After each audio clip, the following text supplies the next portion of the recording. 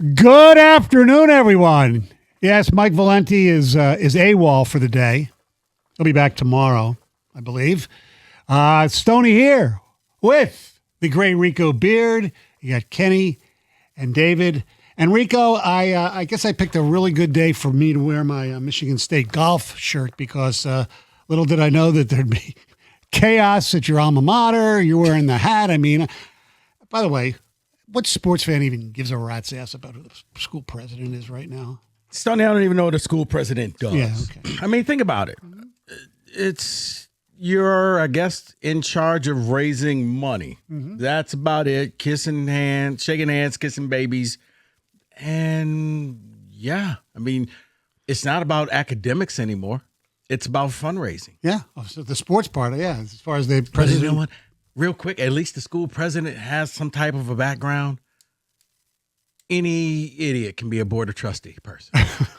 I'm sorry. You don't need a background. We'll get to all you need is a name. We have an interesting take on that whole thing, not just at Michigan State, but around a lot of institutions of higher learning in this state that I think is absurd. But it shows you'll find out what little knowledge I have on this stuff. But it's a beautiful day today. Beautiful day to be outside or inside, like David Hull, and watch the French Open, which I give him credit for because I love the majors. I used to be a huge tennis fan, not as much as I used to when I was younger. I always was fascinated by Roland Garros, the French Open, because they play on red clay. That's why Nadal would win every year, because he was the Europeans are clay court specialists, and I think it's kind of cool that one major is on clay, the French Open. Grass is, next for Wimbledon, and then you have hard courts for the U.S. Open and the Australian Open as well. So anyway, David, you love this crap, don't you? I do. I watch it every year. I love the four majors. Wimbledon is my favorite out of all of them. But yeah, I was watching the French Open out there, and you all were looking at me like I was crazy because I was into the Djokovic match. Because, David, we never know when you're actually serious. Let's just be for real. Like, you just pick a hill and just die on to be antagonistic, to fight, to argue. I don't know what you're talking about. I've never done that before. All right, Kenny?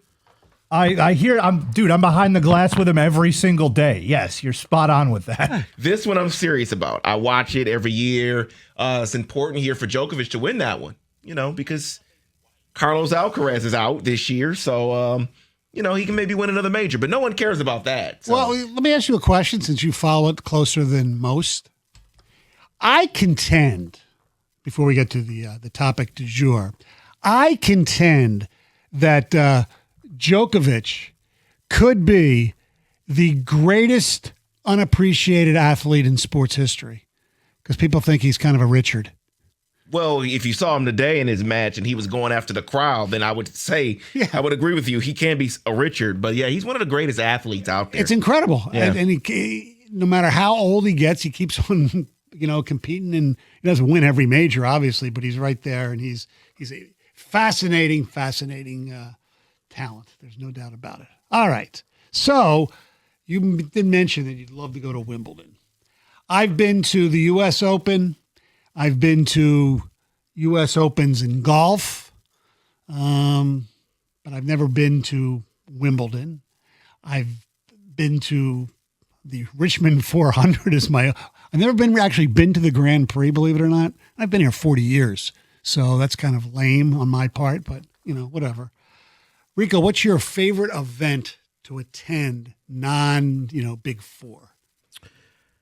It was funny because when we brought this up, and I'm like, hey, we could do this as a topic. Stoney, I've been trying to think about this for like the last 20 minutes of what is the non-Big Four, no baseball, football, basketball, hockey that I've attended. And I don't know. Now, I think that... Now, when you were a award-winning video journalist at Fox 2, you've had to cover something. Yes, I've had to cover, like I was out at the MIS. Yeah, out at MIS in Brooklyn, and that was interesting to cover. And I mean, from that to like these weird school buses that go in a figure eight that look like they're going to crash every time. I don't even know what that's called, but I'm just like, okay, I'm just here for the crash. I don't even know what this is.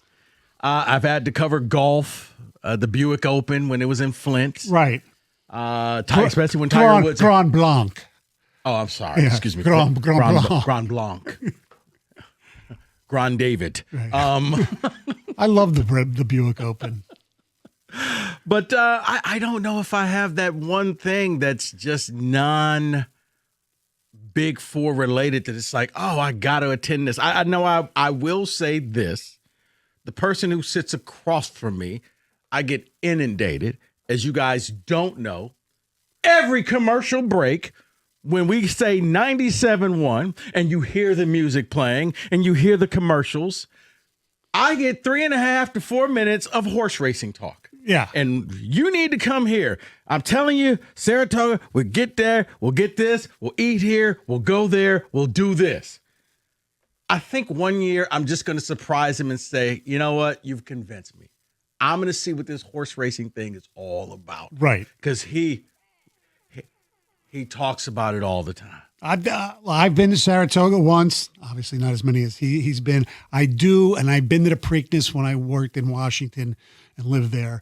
But I've never been to the Kentucky Derby, and that's on my major list. See, he talked me out of the Derby. He talked me out because he's like, the Derby is too elitist and it's just too rich and it costs too much money. Oh, yeah. And then basically he said it's changed. He said ever since. Well, every sport, everything's changed. I guess ever since COVID and when it came back, it's just been different now. So he's like, you'd have a much better time going to Saratoga and going to some of the other races rather than going to the Kentucky Derby. Because I said the same, like, do I need to go to the Derby? He was like, no. You'll have a better time at the other places because you could just be regular guy. Yeah, but what he's doing is he's big timing you because he has pull with a lot of the big time horse people. He could get you guys clubhouse and you wouldn't have to deal with all the traffic and all the BS there.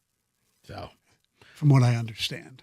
But the one that I think that one event that I would actually like to do that's non-Big Four, and I may have a chance to do it, is the Olympics. Oh, that's right. Oh, yes. I would actually like to 2028 in LA.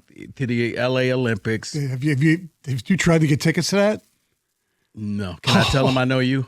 No, you can't do that at all. No, my wife tried to get tickets when they went on sale. She was on a list for if she wanted to go to the equestrian events. And, I said, well, if we're going to go, I'm not going to put in, track and field, whatever. There was nothing. And they're really freaking expensive. So hopefully in, the next 2 years. Yeah, I have a cousin that he did get tickets. Oh, yeah? So, yeah. For what event? That I don't know. Yeah. That I don't know. I didn't ask him yet. Skeet shooting. Good enough.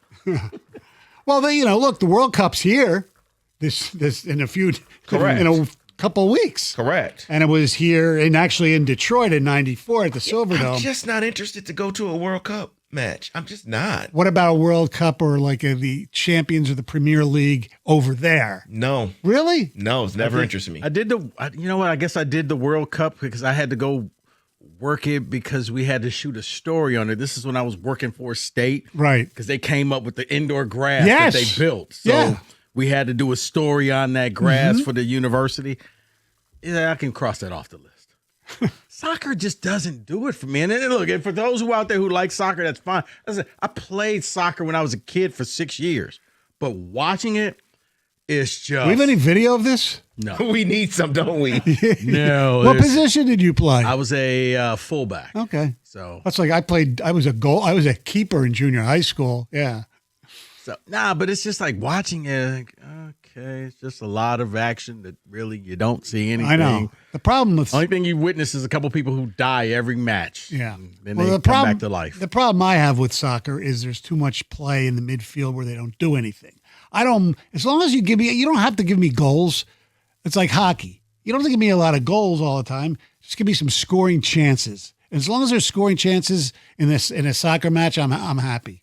And I want to kind of do the World Cup thing, but not here, because I just want to be with the people over wherever it's at, because it seems so intense.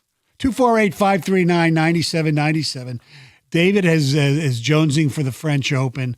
What's Big Four event either have you been to that it was great or that you want to go to? Kenny, what's yours?